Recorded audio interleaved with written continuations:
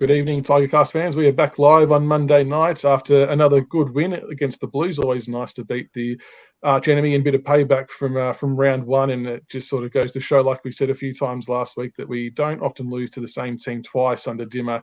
The guys tend to learn from what happened the previous times, and we righted that wrong and got the job done, which was awesome. So, Croc, welcome back, mate. How are you? Always good to be back after a win, mate, especially against Carlton. You know, all the arrogance that was coming up with the Blue supporters during the week. Nice to hear them a little bit quieter than they were this time last week, that's for sure. It's going to be interesting if they happen to keep slipping and maybe miss the 8, which would be very amusing after some of the banter early on. EJ, how are you, mate?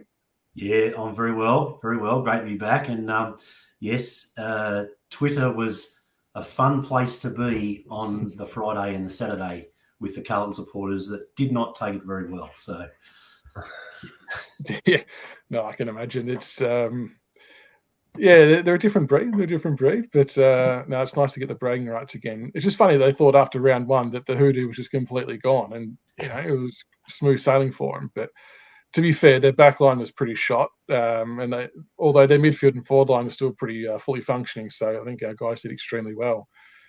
And a huge welcome to our very special guest, Ivan Maric. Thank you, Ivan, for coming on. Much appreciated. How have you been? Yeah, I've been well, thank you, and thanks for inviting me on the show. It's No problems at all. And a big shout out to Nick, who helped organise this. I believe it's Nick's mum's Katrina. It's her birthday from John's Restaurant. She's one of your biggest fans, so she sends a big hello to you. Oh, today is it? Okay, happy birthday. Yeah. Yep. So she was very excited to hear they're coming on. So.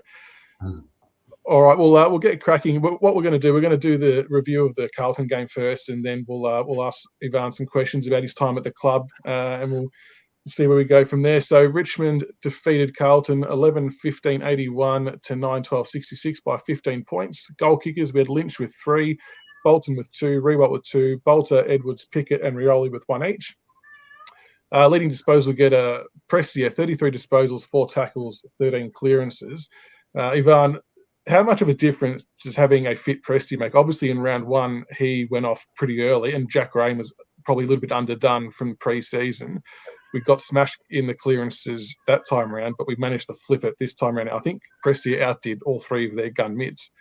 How much of a difference does he make with the job that you have to do and for the team in general? Yeah, he definitely makes the coaches look good, Dion. He's a highly, highly talented player. And, all Tiger fans would know that from seeing him over the last, maybe 5 years since he joined the club in 2017. Yeah, so look, he's super smart and he's got heaps of talent and he works really hard. So it's a fair package. But he would be the first to admit that he can't probably show all of his strengths without the roles that everyone else plays around him, and he plays his role really well. So we do really, really rely on each other at the Richmond Football Club. And what about Jack Graham? I think he had 41 pressure acts, which is just off the charts. 11 contested possessions, 10 tackles. When he is fully fit and firing, he's a huge cog in that middle. Yeah, he doesn't stop running. Some of his runs are just unbelievable. And, it just goes to show you the season's a long one, and if you're not quite prepared early, you'll be sort of found out, which is what happened with Jack. But that wasn't because he doesn't work hard. It was just because of injuries and things like that. But, he's really an important part of the team. And, we value what he does on the field as well as off the field. Yeah, so he's a really special person. I think all the Richmond supporters definitely know his true value, that's for sure. EJ, what did you make of the game? Well, when we were talking last week, I certainly wasn't expecting that we would dominate the middle of the ground so much. As you know, I like pulling out my stats, and we're talking about Prestia a minute ago when he had 13 clearances. And if you add up Kennedy, Cripps, Walsh and Hewitt, their midfield, they had 13 clearances. So we still had Nank with 6, Koch with 5, Graham with 3. So, to smash them at the contest was the really pleasing part of the game, was the uninspected part of the game. We almost evened up contested ball as well, which was fantastic, but it certainly put us on the front foot. And I actually think, I know we won by 15 points. It felt more like a sort of a 5 or a 6 goal win with a dominance of position, which came through really good metres gain stats. I mean, short 989 metres, almost a kilometre.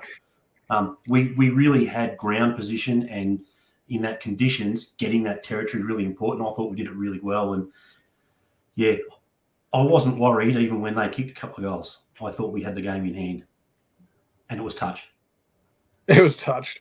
Do you train spirit finger waving down there, Ivan? Just Broady, he knew what he was doing, just to wiggle the fingers. What a joke to try and put him under the bus for that. My God. He's an honest person, Broady. Yes, he is. Very, very honest. And Grok, what did you make of the game, mate? You would have been pretty happy with it all. Yeah, I was pretty happy. As I said last week going into the game, the one thing that we needed to do was match them in a contest, especially in the midfield. Like, we know how strong they are with Cripps and Walsh and Kennedy. Obviously, Chera was a big out for them. But to not only match them, but to actually demolish them in that. And part of that was Big Nank. That second and third effort in the midfield. And the weather wasn't great, which I'd probably say helped us make it into that scrap in the middle and then get the ball out. I thought it was a fantastic game for us. It was very much as Dimmer likes to say, a Richmond game. It was just the contest, the pressure, just get the ball forwards. And I felt we played the conditions a lot better than Carlton did, especially in the first half. They just tried to be too cute with it, tried to rely too much on precise ball movement. When it's rainy and slippery, it's not going to happen. The only downside for me was just not putting it on the scoreboard. 76 inside 50s, and only the 80-something points. Bit of a work to do there, but still, 4 points is 4 points. And at this point of the season, you take the 4 points and you move on. Oh, it was a huge game. We've been cracked up another couple of spots with other results going our way as well, which was nice. Yeah. Oh. I think what you're saying about we play the conditions better is backed up by, if you look at the kick to handball ratio, and then you're saying being too cute. Our kick to handball ratio, 237 to 135, they had 166 handballs and only 220 kicks. So the way they played was not right for the night. Is that something US coaches addressed during the week, Ivan, like sort of seeing what the weather was going to be like and sort of tailoring a playing style to suit? Yes and no. Like, definitely when it's slippery and wet, you sort of adjust a few things, but also you sort of like want to sort of play our style as much as we can. In the dying sort of minutes, we still tried to use our hands to work the ball up the field. You sort of do, but when the pressure's high as well, you want to play the game there. So if the pressure's high, you sort of send it long to the forwards. But when there's opportunities, we want to use our hands, and because we know we can really damage teams when we do that. So, the weather plays its part, but also we sort of pride ourselves on our skills and executing them under pressure, whether that's from the game, from the pressure from the game, from the crowd, or from the weather. So it was good that the boys were able to play our brand under pressure and be really brave. It was really good to watch. It is, and you're right. You see some players taking those 45 kicks inside, and in the wet sometimes, and you're watching, it's a bit of a hard in mouth type moment. But if you pull them off and you're good enough to do it, it opens it right up, and it kind of feels like it's something we weren't maybe doing a lot of in the first month of the year. We were kind of just getting going, but now it looks like it's back into the full swing of things. Yeah, spot on. And the game that probably stands out to me is the Melbourne game. Like, we've just played really, really safe. So look, I know Carlton beat us in round one and we beat them, just the weekend gone, but it's sort of, we might come up against them again and it sort of means nothing. Like, this season's just full of these one-off games where you're constantly making adjustments, and we've just got to keep continually improving. And I think that's been one of our strengths as a team and a footy club, is like we always want to get a little bit better and refine what we do, and and just try to execute it as best we can. And I think that's a really good way to approach an AFL season. Yeah, because you're always learning, and that's something that the club showed over the last few years, is that you can't just be stuck playing a certain way. You've got to adapt, evolve on the run, and especially when you look at 2020 being up in the Gabba, or in Brisbane, for that long, everyone had to adjust, and for you guys to pull through after that was just unbelievable. Yeah, spot on. And I think we sort of found that out, especially after 2018 season, where we sort of, we just sort of stuck with that one sort of formula. Whereas you look at probably the last, or the premiership years, like the team changed, whether it was playing taller or playing smaller, and in those sorts of things. So, and we constantly improve. So you just got to keep making the adjustments, and I suppose making the right adjustments, not just any adjustments. So hopefully we're doing that. I feel like we are, with a really good attitude, and we'll see what happens over the next 3 or 4 weeks, because it's going to be sort of the toughest part of the season, in the cold and the wet. So we're looking forward to it though. The old big boy month, as Dimmer likes to call it.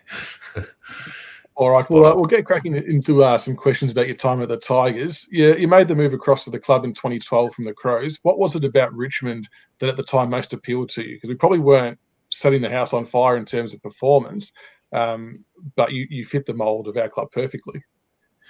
Yeah, to be honest, I did notice a change when Damien Hardwick took over Richmond. There was a change there. Even though they weren't winning, they were playing with more heart, I suppose. And I sort of noticed that.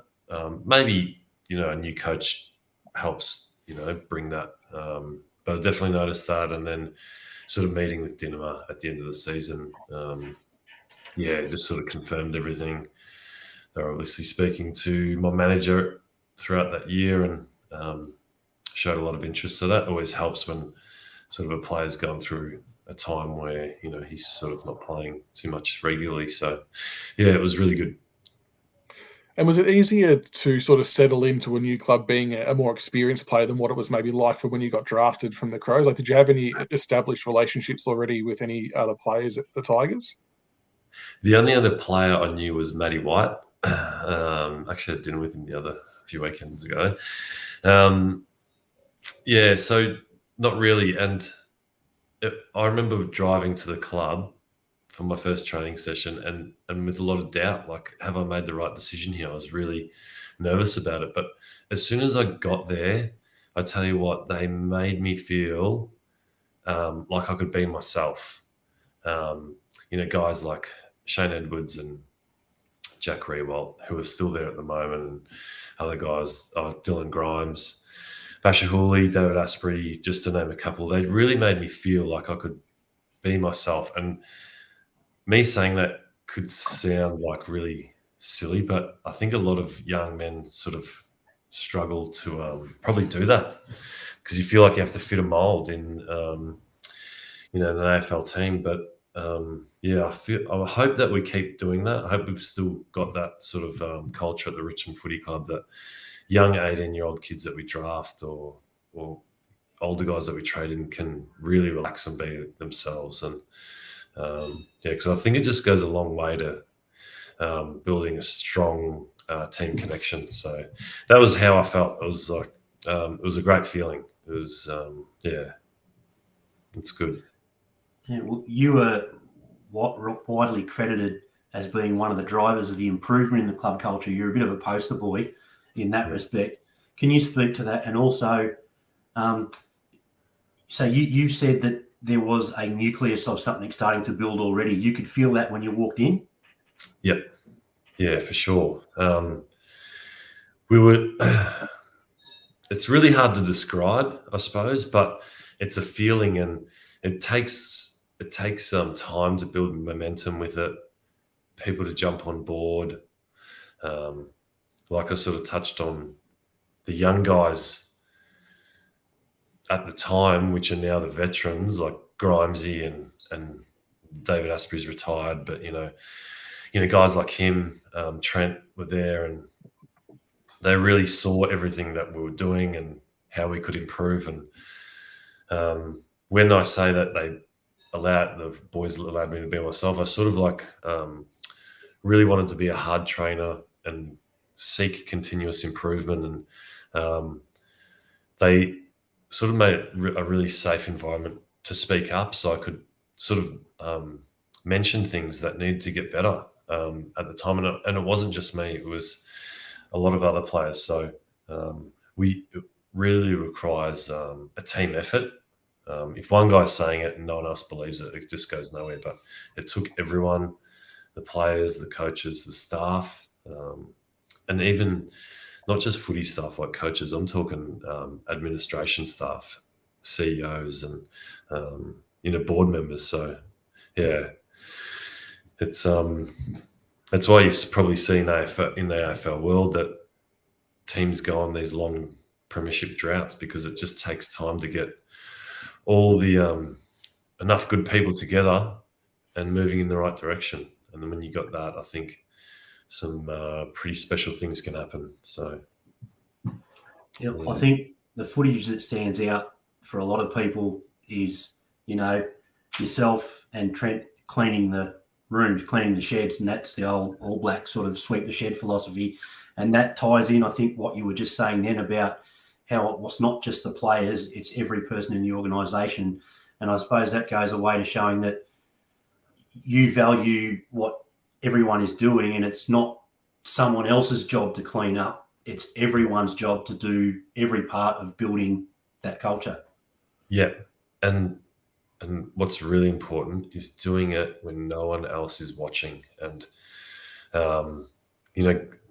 someone like Josh Caddy was like really, really good at keeping the standards of that high for a long period of time when he was at the club. And Camden McIntosh is doing a great job of that sort of stuff. Reece Conker's done a great job at the time when he was at Richmond. So yeah, it's those sorts of things, and you get a little bit embarrassed when it gets caught on camera, because that's not the reason why we did it.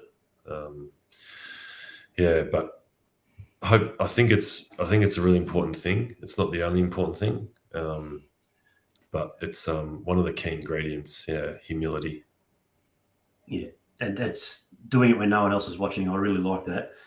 Yeah. But we'll talk a little bit of football. So you run out for your first game as a Tiger in round 1, 2012, against Carlton in front of 78,000 people at the MCG.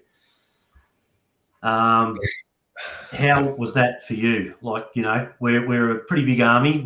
We love it. How was it for you?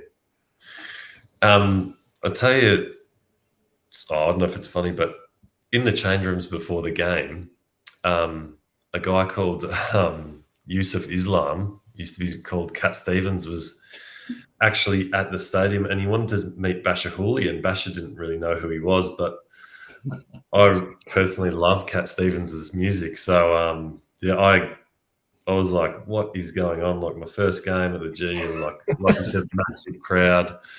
And I got to meet Yusuf Islam, which was pretty cool. So that was kind of, really special moment. Playing that game, we lost, but it felt good to play on the MCG in that crowd, in that game. It was like a really special thing. So if I could do it one more time, I would love it. But my time's gone, which is fine. But yeah, it was good. Do you remember who presented you your jumper for your first game? I do. So Steve Morris also debuted, and it was his father. Yeah, so Richmond, great, premiership player, and best and fairest winner. Did he win a premiership? Kevin, I believe he did. I'm pretty sure Kevin won one, didn't he? Yeah, so that was pretty cool. And me and Steve sort of played against each other in the SNFL previous years, so we sort of had a bit of a connection there. So yeah, it was really nice. And I remember he got caught in the traffic before the game, so he jumped out of the car about 5Ks near the G, and he had to run. And if anyone remembers, it was about it was a hot day, it was a hot night that night. So yeah, he was sweating it up, but it was a really nice moment. So your first win as a Tiger came in round 3 versus the D's, and you also kicked your first goal for the club.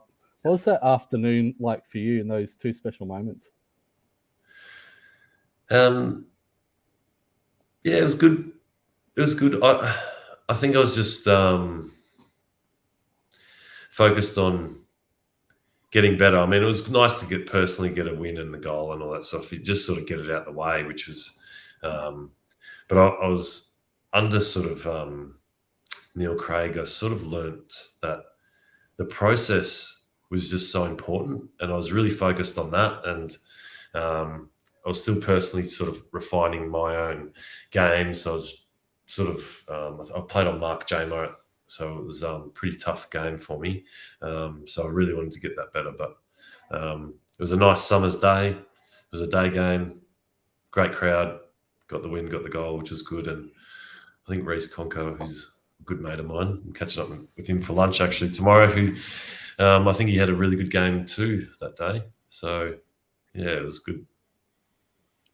We unfortunately missed finals in your first year at the club, but on a personal level, you played 21 games, averaging 15 disposals and 3 tackles a game.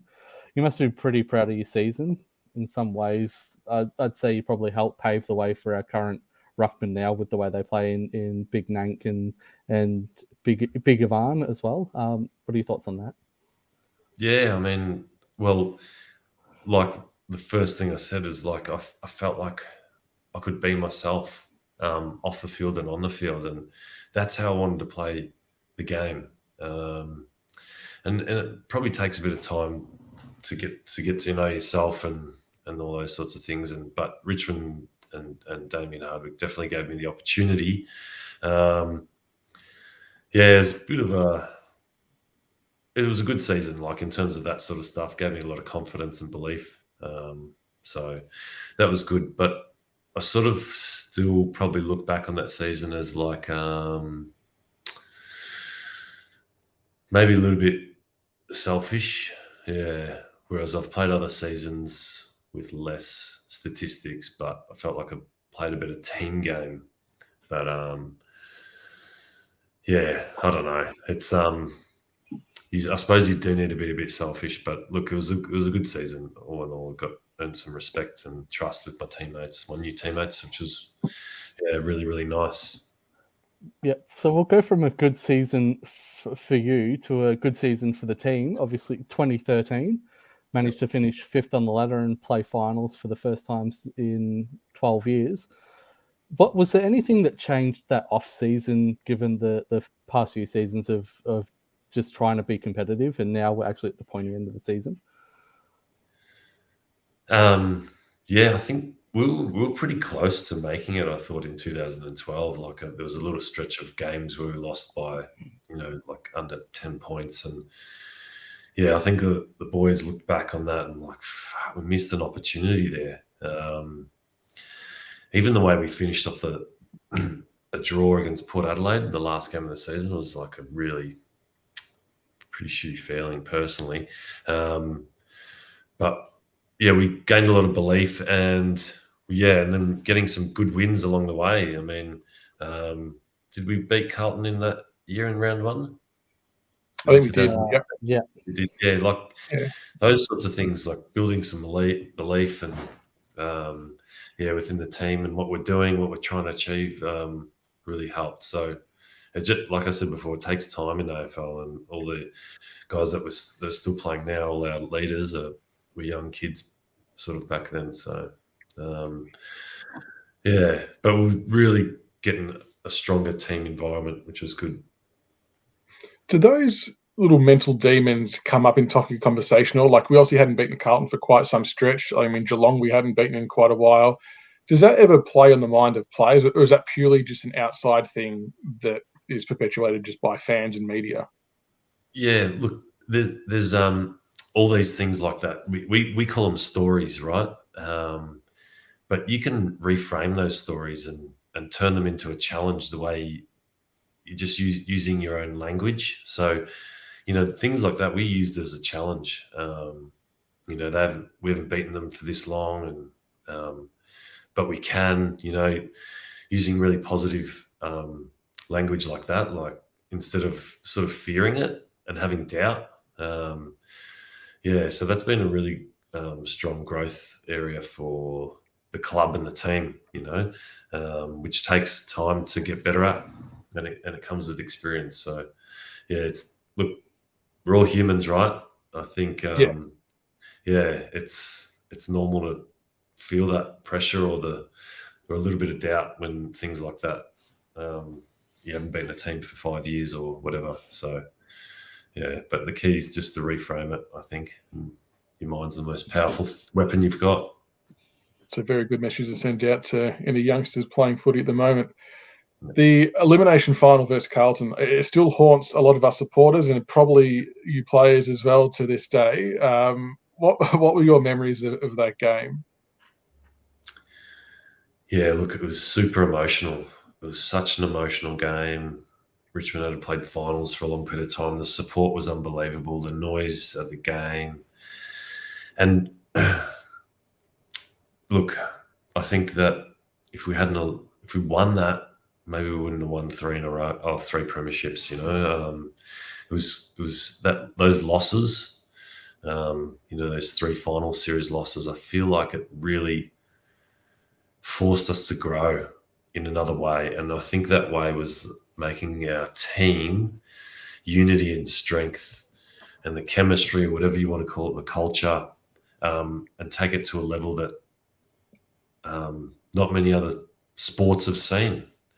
And I think you need to do that to win multiple premierships in this competition. So I really look back on, like, part of me is like flat that we lost those games. But I think it was so important to becoming the team that the Tigers are today. So it's a bit flattening, but it was also pretty special. Look, there was an uplifting moment in that game, and I'm going to play it for you now. One is Henderson. Ball runs free. Maric, it's now or never for the Tigers. Maric pulls it back. Out of the bounce. Didn't need to. Just cleared the line. And look at him go. Like a Cossack warrior who's celebrating bigger than. That is one of the more iconic moments from that game. Oh, hang on, it was. That was one of the most iconic moments from that game, and the crowd just absolutely erupted. On the ground, can you hear that kind of noise after that kind of moment? And what was going through your mind through that bit of play? Because you bodied him well, turned inside, and just took off and nailed the goal at a clutch moment. Yeah, when I reflect back on it, you're sort of not thinking really. You're just playing, and I sort of don't know how I did that because I haven't really done that ever before in my career. But look, it worked out and kicked the goal. It just, showed a lot of emotion. Battled whether was it too much at the time, but look, things happen and you learn from them. But like I said, I think it was the spot on amount of emotion. Sorry? It was the spot on amount of emotion. Get on my back, boys. Let's go. Unfortunately, Chris Judd got in the way of that, but it was the right amount. Yeah, well, I appreciate the support there. Crowd that day was the second loudest I ever heard. I agree. That was, unfortunately, I felt it was the loudest when Carlton hit the front. It was just deafening, and you said goosebumps. It was just unbelievable. Rivaled by, I think, probably Kane Lambert's running open goal against the Giants. Given there was 95,000 just us there. It was crazy. What was that sound like on the boundary line for that one? Well, I was actually, Dimmer had asked me to sort of start to sit in the box. So I was in the box, and it sort of, Oh, robbed. Yeah, Jeez. muffled the sound of the crowd a bit, which I was pretty flat about because everyone talks about it, and yeah, but that was a special final series. That was pretty good. They've got a pretty incredible soccer background as well, and that was on full display against the Sydney Swans. So we can't have you on and not play this goal. This was one of the all-time greats. Admittingly, it's got some Lionel Messi commentary behind it, but at what stage during that bit of play did you know you were going to kick that like a penalty set piece just in the bottom right corner? Two goalkeepers with the Swan players laying on the line had no chance of stopping that. Oh, far out. My mates from school have been telling me to kick a soccer goal and feel celebrated my whole career. And but again, do you know what? I didn't. I just did it. I didn't think, and I just it was so natural. Yeah. Well, I played soccer at lunchtime at school nearly every day. So, yeah, practiced a fair bit there as a kid. And Nank and Soldo have had their own soccer goals in their time. Is this just a Ruckman exclusive club? Do you talk about these things? Say, come on, boys, you've got to get up to my level. Where's your soccer goals? Because you see it all the time. I think I saw a bit of footage of Soldo actually trying to header a ball out of a ruck contest because his arms were big as well. It's phenomenal. Yeah, they Nank probably wouldn't like to admit it, but he's got some really good soccer skills, and he scored probably better soccer goals than me, and so is big Soldo as well. You know what? Dimmer probably yells at me a little bit about them, but look, you just got to let the kids play sometimes. And 95% of what they do is for the team, and yeah, I think Noah Bolter soccered one out of the ruck on Thursday night, and ended up kicking it passing it to someone, and yeah, it worked out. So you just got to let the kids play. Yeah, agree. Jack's another one that's pretty good at those soccer kicks. Yeah, like Jack's a freak at them. Before we move on to sort of the off-field stuff, 2016. Let's talk about that. 2015. That ride, the last 9, I believe, we're the only team still to make finals from 3 and 10. That 9 in a row. That Sydney game at the SCG. Can you run us through that game? What was that like going in, and what was the emotions like after that game, knowing that you guys had fought and actually made it to finals? Yeah, I've sort of spoken a little bit earlier about emotion, and we really worked hard on sort of not riding the emotions of wins and losses. And during that period, I thought we were really, really calm, and we just were focused on getting better. We're never out of it. Let's just try and get better each week. And leading into the game, there was a bit of calmness, but also as the game got closer to starting, there was a bit of nervousness, I suppose, and which was only natural. But we had Koch was captain, but Newey got us all together and got us actually really fired up and focused on starting well and taking it to them just before the game, just before it ran out, which was pretty special. And then, yeah, we just started sort of well, I think, and it was a massive battle. But in that game, you saw guys like Alex Serrance really come to life. Like, he really showed how good he could be under huge pressure and playing on good players. And I think it also helped that Buddy Franklin sort of pulled out because he was sort of an amazing form back then. But yeah, look, I think when you look back at that season, it's quite special. And because I think we were equal last at one point with GWS, and just sticking to the game plan, sticking to the team, and always coming back to it. I think that helped so much, and they're the sort of foundations that were probably laid that helped us. Or part of the reason, the team became successful. Absolutely. Did you always see yourself becoming involved in coaching?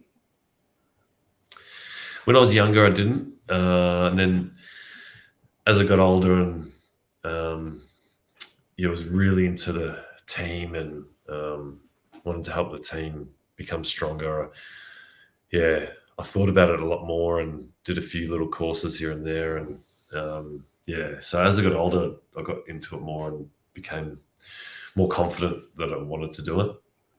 Yeah. How has the transition gone from player to coach? And now that you are behind the scenes, have you got any newfound appreciation for your coaches? Yes. Okay. So it's been really, really tough. A big part of your life is gone, and that part is the thrill to compete and to compete against the best. So I found like I had to replace that with other things. So play a bit of social basketball and social soccer, and I was doing at one stage I was playing basketball twice a week. I was playing indoor soccer and I was playing outdoor soccer, and it was pretty ridiculous. But I sort of needed to go through that a bit, and now I've just tapered it down. But I think a lot of players go through that. I think nearly all do, and that's why you sort of hear about players doing other things, whether it's sort of gambling, or drugs or something like that. Yeah, it's the transition's really, really hard, and all my old teammates have said the same thing. It takes about 3 years to sort of get over it. The coaching part, definitely, I have a huge amount of appreciation for the coaches I've had, and because now I'm sitting on the other side. I'm now the coach, and I'm trying to help the players. And yeah, it's definitely an art.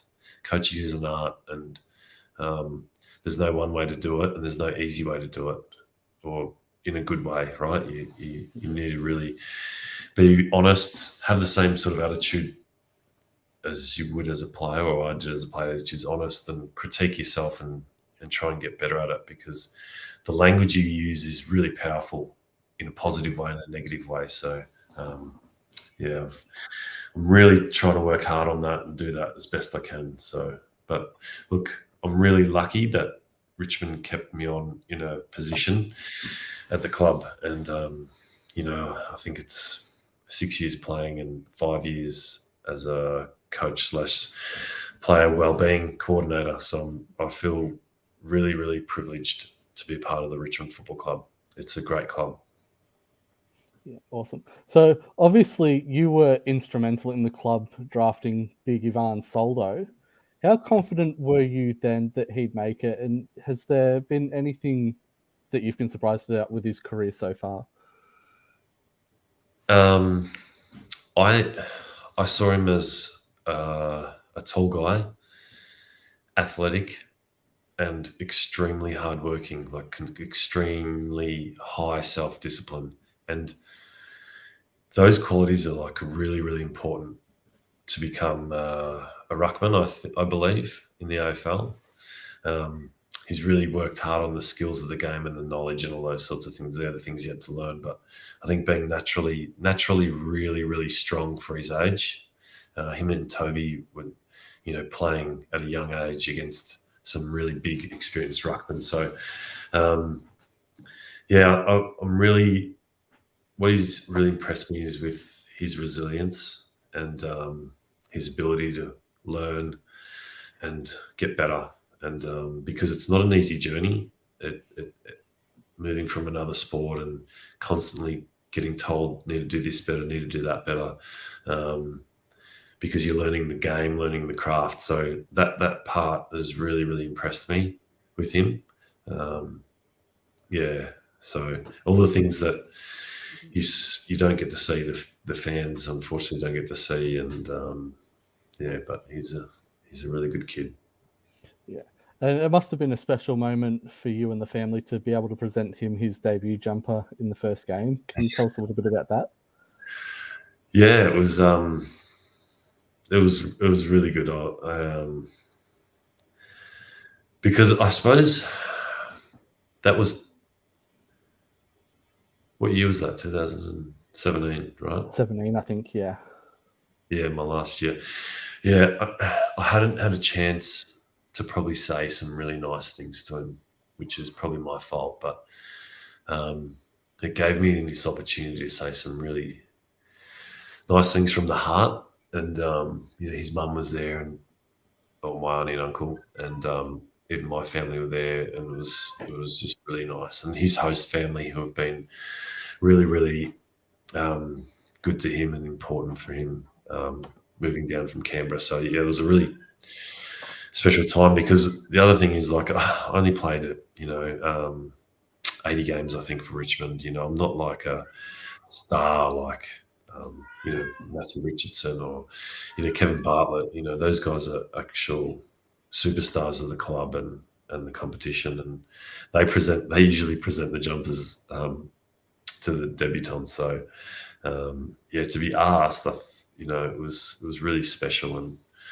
I thought I'd never do it again, to be honest. So I wanted to make it good and put some passion into it. I mean, legends are great, but everyone loves, the cult figures at football clubs. Like, it's just a soft. Don't sell yourself short. Yeah, absolutely. Like, I know quite a few people who would say you were their favorite when you were playing.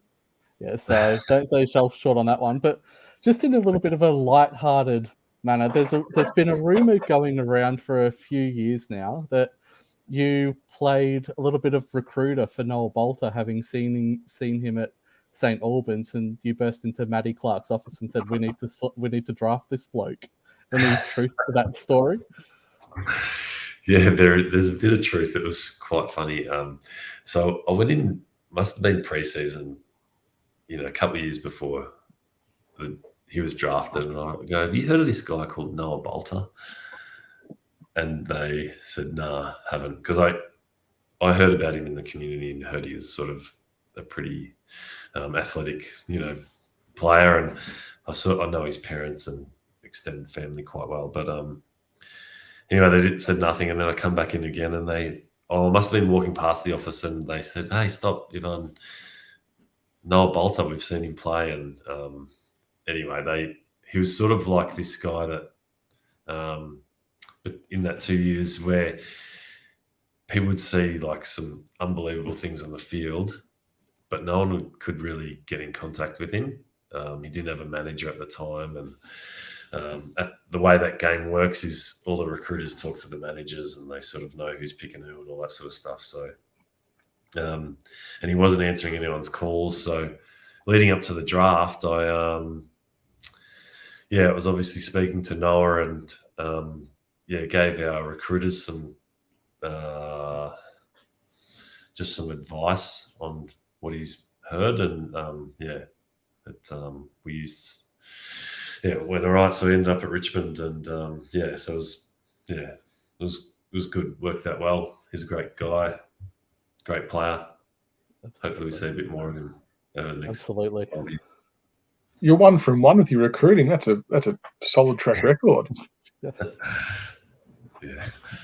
Tell us that his hamstring's not that bad. Please let it be only a short-term injury. I think the club report alluded to it being a short-term injury.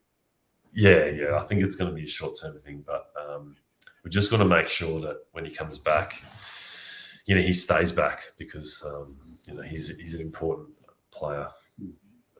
Absolutely.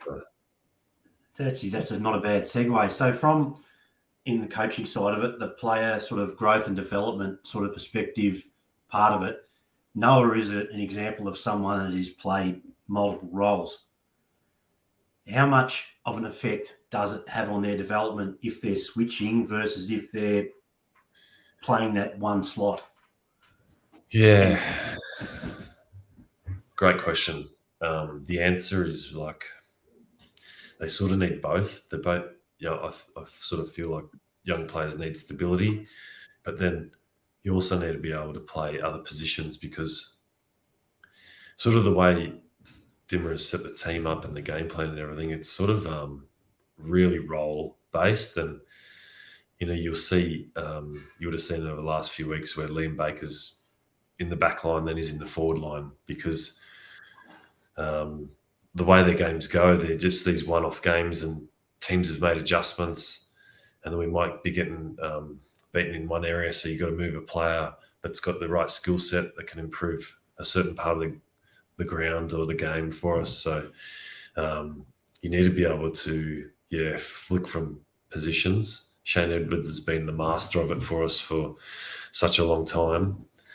So I've touched on it again. The mental part of the game is like really, really important, because some players feel like when they get moved that they're playing bad, but we actually need their strengths to impact the game. And in that area of the field where it's put someone back, like Baker, who just, you guys have seen him play. He's a special player and he wins the ball and he does things that not many other players can do. And so it's really hard. You need stability, but then also you need to be able to be moved around. So hopefully that answers that question. I think we actually said, EJ, in one of the earlier shows, we actually spoke about how good Bolter's sort of mental capacity must be to be able to switch his mentality from being a forward to a defender in a key role mid-game. Like, it's phenomenal. But where would you rather see him play, Ivan, up forward or back? What's your preference?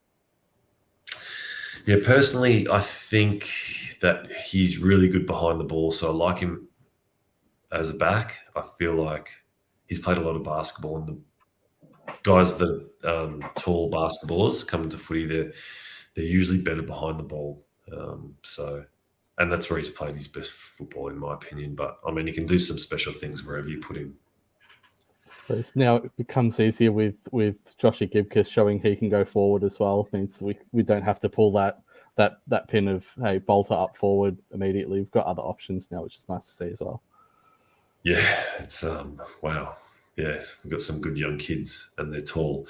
And Josh gives you something different. Like, he's super fit and he's so he runs all day sort of thing, whereas Noah's probably really contested and can jump and crash packs and that sort of thing. And Josh can still do that, but he's an elite running power and speed. And watching defenders try to defend him when he goes forward, it's quite funny to watch, actually. So a couple of the next generation, as far as the big stocks coming through, Samson, Ryan, and Mate Kalina. Yeah.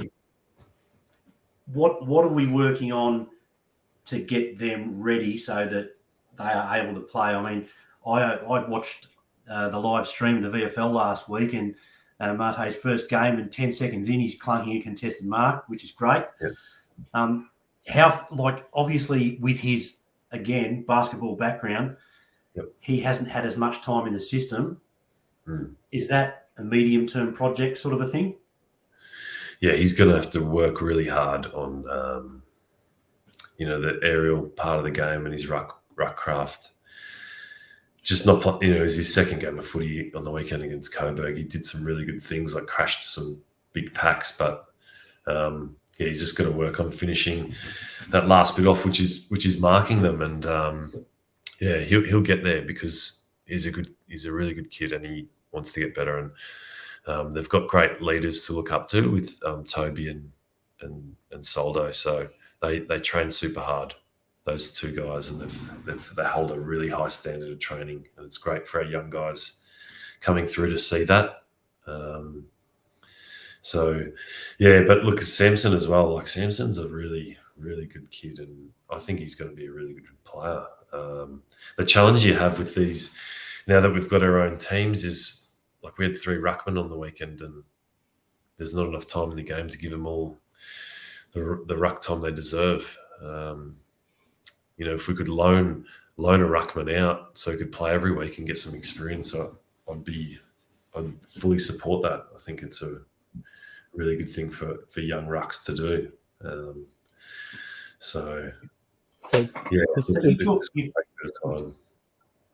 You've talked about the mentality quite a lot, and we've got a pretty stable side, and we've got a lot of good quality people playing in the seconds. How do you emotionally satisfy? How do we keep everyone motivated and challenged and happy and ready? Not for them not knowing sometimes when they're going to get their chance. Yeah. Oh, that's an awesome question, right? And it is something that you need to manage every week, because when you're sort of in a position where you're, maybe on the fringe and you're playing a lot of VFL, the emotion of the week is like a roller coaster. You come off the game and you probably played well, and then you get your feedback, and then you're waiting for Thursday to come, and then you get left out again, and your hopes go up, and then you're deflated. And then between Thursday night and your next game, you've got to pick yourself up to perform again, to give yourself a best chance, but also put the disappointment aside and play team footy. So it's really, really hard. And these guys that we've got that are doing it at the moment, Jake Arts, for example, like he's just like 100% team committed. Whereas, I've seen in the past where guys in his position have just focused on themselves and not handballed, for example, to their teammates, or, had shots from really poor positions instead of passing it off. And anyone that saw the game against Coburg, he was like leading the way with passing off goals and that sort of thing. So you've got to highlight that stuff because that is really high character stuff there, and that's what makes Richmond great. And there's been players before him that have shown him the way how to do that, and he's seen it, and that's why he's doing it. So we highlight that as much as we can.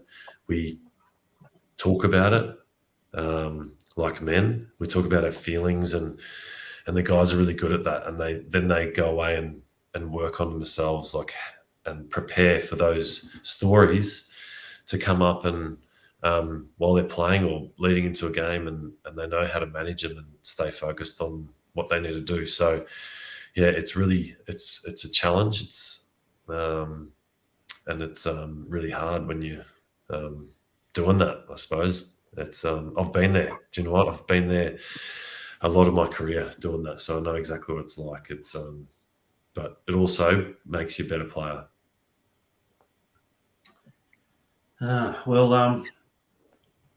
In your time at the club, besides Dimmer, is there one person that has had more of an impact on you than anyone else? And if so, how did they do it? Oh, that's some of the good questions. I've never been asked them before. How can I put it down to one person?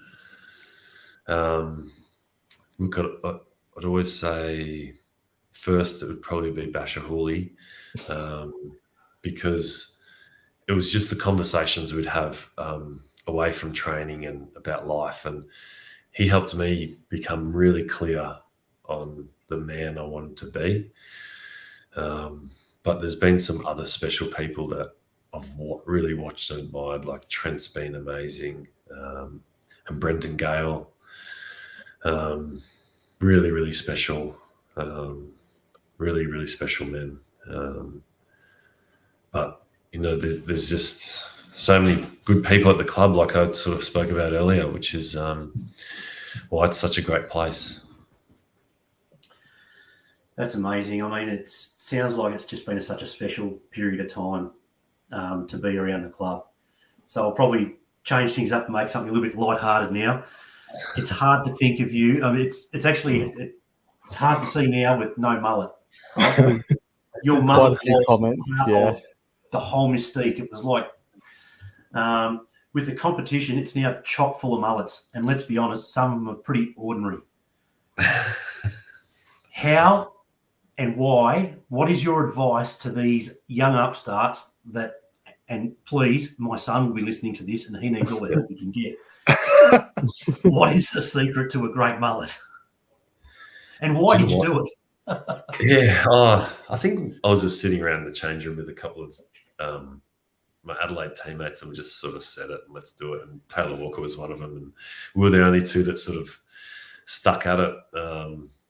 Which is pretty funny. But I think the key to a really good mullet is the sides, and you've got to make sure it blends in to the top really well. I've probably seen a few mullets where it's like it's not blended in and it looks pretty ratty. That's my opinion anyway. Maybe you have to chat to Hugo about his efforts. Yeah, we've had a few laughs about it as he's getting a bit more attention about it. So yeah, he loves it. I love that he loves it, and I love that a young kid like that can just be themselves, and no one hangs shit on them, for their haircuts, and which happens at clubs. So it's good. And like we actually had Matty White on a couple of weeks ago talking about his tattoos and how everyone kind of embraced some of the ordinary things. And I think Castagne's got some ordinary ones as well that were hand done by himself. So it's good that everyone feels okay enough to express themselves in whatever way they see fit, and everyone has a laugh and gets on with it. It's just a shame that they don't have, like, some of the players don't have a commitment to go the full mullet. I mean, we've seen Liam Baker sort of gone half-hearted. Daniel Rioli at times has tried the little mullet, but none of them have sort of had the fortitude to go all the way. So it's nice to see Hugo. Yeah, but commit. Yeah.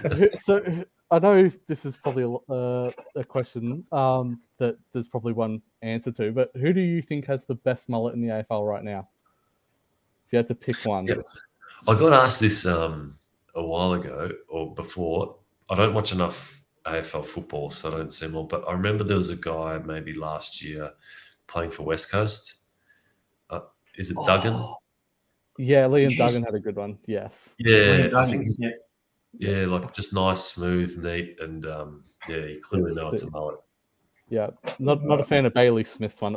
I hate to use the word, but it looks dirty. Like, it just looks like a typical Footscray person mullet. Like, it does. It's not a classy one. It's not a mullet. It needs to run through it or something. Yeah.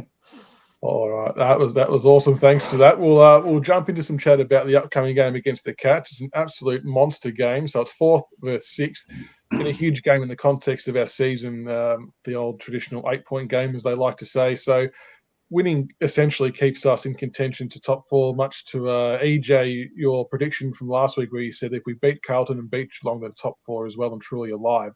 It'll happen. If we beat Geelong, it'll happen. I'm telling you. Well. Yeah, it'll create some good separation because it's quite close from pretty much 4th all the way through to 11th or 12th. So it's a big game. The games on the weekend fell our way. Yeah. Yeah, and the whole round itself's massive, isn't it? The whole top 8 play each other. Like, I don't think that's happened for quite some time. So it's going to be fascinating viewing. We'll talk about the ins and outs first. Obviously, Bolter is going to be out and Cotchin's going to be out short term.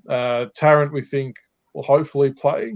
Ivan, hopefully he gets over the line because we'll need a big man down there to take on Hawkins and Cameron.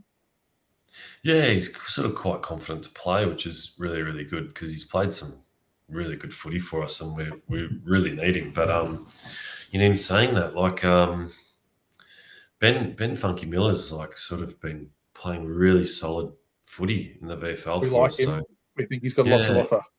Yep, I agree. Great size, elite skills and decision making for his size. He's actually got good. Looks like he has leadership as well. Great speed. Yep.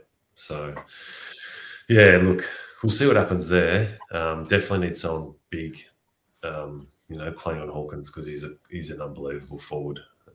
So we obviously got Dusty will make his way back in after being Crook, so that's a very handy addition into the team. It's always nice when you can see a D Martin as an inclusion. Yeah, but I suppose the extra question is, do we look at someone bring Rioli Jr.? Ross may probably come in, Grock, do you think, to replace Cotchin as well, to play that inside role, which he's done so well in the VFL the last couple of weeks. And Cumberland's probably the other one that might be in consideration with his sort of forward craft and obviously Arts as well, kicked 4 goals himself and dished off a bit, as you said. So there's going to be a bit of a selection headache there. Yeah, which is really, really good and really, it's a really healthy thing for the coaches to deal with, I suppose. So we'll see what happens. Like, I really like what Noah Cumberland can bring. It's something really unique skill set. He's powerful, fast, and knows where the goals are, which I think you need. Morris has played as a sub and had an impact, and then when played VFL and had a really good impact. And the other guys you mentioned, Rossi was like a super professional game. We haven't had too many performances like that from young midfielders over the last couple of years. So it was great to see Rossi do that. Yeah. So and Artsy as well. Like Artsy will just give you everything. A true tradie sort of performance. He'll work his ass off. He'll compete so hard and tackle hard, and then he can hit the scoreboard as well. So we'll see. I'm not sure which way we're going to go because we've got some like Noah Bolter to replace. But I suppose maybe Dusty comes in for him. Yeah, we'll slot him in somewhere. We'll Yeah. find room for him. Yeah, that's right. EJ, where is this game going to be won and lost for us? You're the man with the stats. I was being less worried about the stats this week and more worried about the matchup on the two key forwards. I think if we can negate, like Hawkins, I'll be honest, 5 years ago, I was probably pretty scathing and pretty harsh on him. I know he had a couple of years with the back, but his late career form has been unbelievable. To be the size and the age he is and to be doing what he does is, it's a phenomenal effort and all credit to him. And the mobility of Cameron.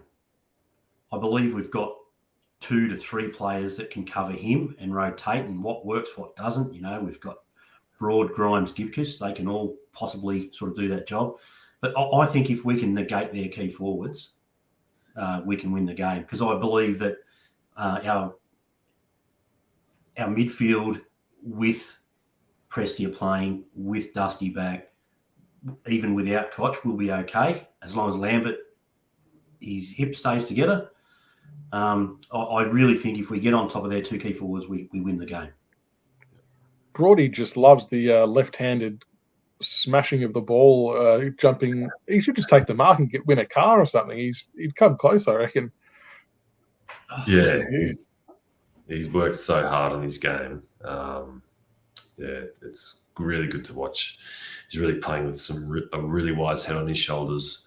We'd love him to mark some, but sometimes you just got to spoil him. And I think it's the team first mentality, though, isn't it? He's doing the right thing for the team. Yep. So exactly. Yeah.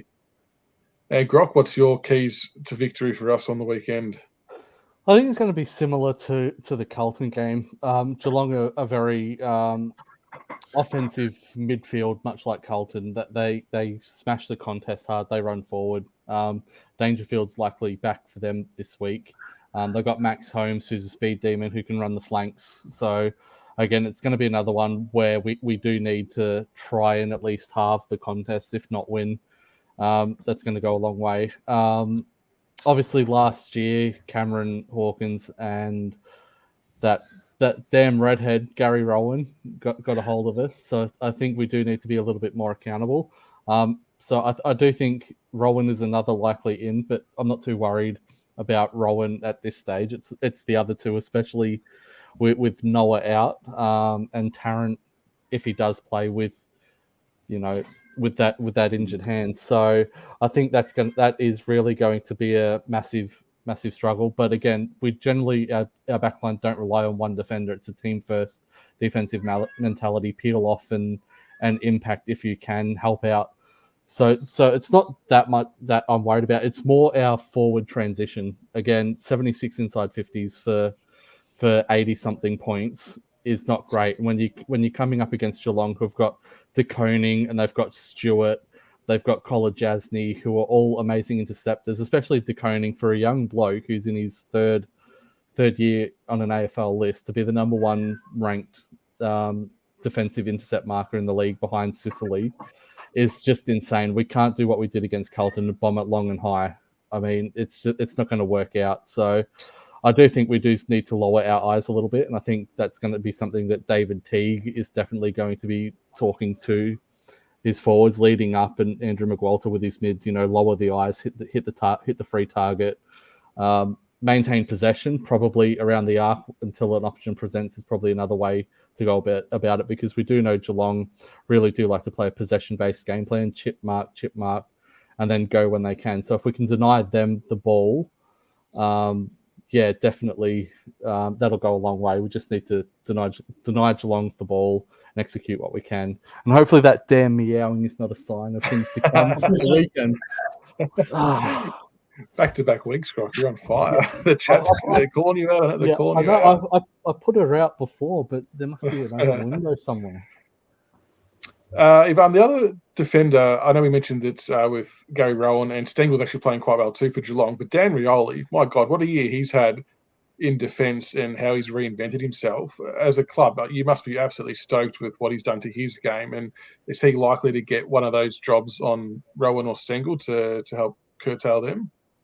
Yeah, he might play on his old mate Tyson. It's great to see him back playing AFL because I think he's a great little player, and we miss him. Daniel's been awesome. When you think about it, a lot of his good footy and best footy as a forward was when he came up the ground and ran the other way back towards goal. And so that's sort of what he's doing as a back. He's back behind the ball and he's running and carrying the ball, and he just looks so fast and his skills are great. So it's really, really happy for him.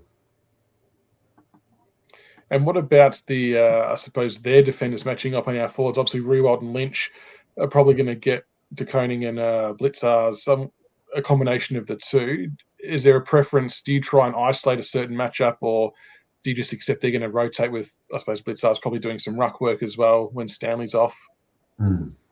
Yeah, he's a pretty special player that he can do that. So fit. The other one's Stewart, like he just gets free and he's so good in the air. He's sort of like our version of Vlosten. So, we got to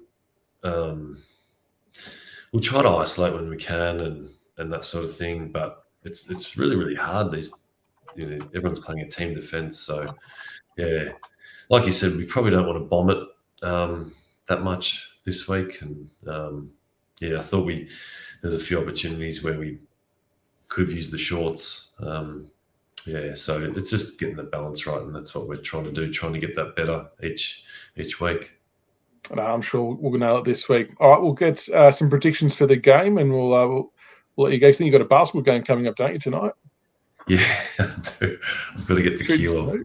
All right, so EJ, what's your prediction, including margin? I think we will get over the line in a tight one, 7 points. Grock? Richmond by 21. Hopefully we win. I don't want to live down here with a Geelong win. Oh, horrid. They're horrid at the worst of times. Ivan, yeah. Well, by how much? What are we going to win by? By how much? That's right. I think we can win by 20 points. Yeah, I'll say about 17 to 20. But all we need is the 4 points to consolidate our spot inside the 8, and potentially top 4 berth is on the horizon. So, Ivan, I can't thank you enough for coming on, mate. Really appreciate your time. It's been sensational having you on to chat about all things Richmond. You're more than welcome back on any time. And Nick, thank you so much again, mate, for helping getting this organised. I really appreciate your work as well. So enjoy your basketball game. Hopefully nail a few 3-pointers, get a few blocks, and get another win there too. Yeah, that'd be good. No, I really appreciate just inviting me on for starters, and then you don't really get to talk about yourself very much. So I appreciate that you asked me, so many great questions, and thanks again. No worries at all, mate.